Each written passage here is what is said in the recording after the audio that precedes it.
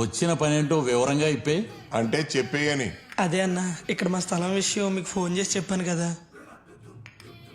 ఓ అదే, డబ్బులు తీసుకుని చేసేంత పెద్ద పని కాదు, అలా అని ఊరికే చేసేంత చిన్న పని కాదు. అలా అనకన్నా, కావాలంటే మీరు ఏది అడిగితే అది ఇస్తా. ఇప్పే ఇప్పే ఇప్పే, ఏమిస్తావో ఇప్పే. పోనీ నేను ఇప్పనా? సాయంత్రం టీవీ సీరియల్లో అత్త క్యారెక్టర్ వేస్తా చూడు, అవి నిప్పే.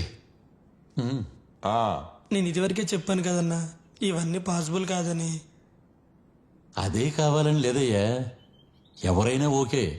నువ్వు సినిమా వాడివే కదా, చెయ్యి చెయ్యి, ఫోన్ చేయి. చెయ్యవయ్యా చెయ్యి, ఏదో ఒకటి సెట్ చెయ్యి.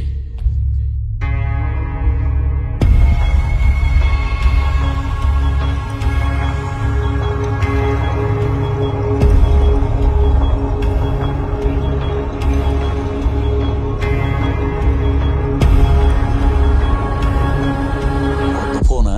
ఆహా, మేడం ఫోన్ అన్నా, నాకు ఇచ్చింది వాడుకోమని. మేడం అంటే? పాయల్ రాజ్పుత్ గారు. పాయల్ రాజపుత? పాయలు వాడిందా నిన్ను?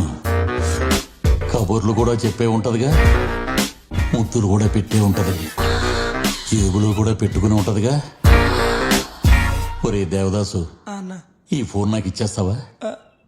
తీసుకోండి అన్నా, కానీ నా పని పరిగెట్టుద్ది.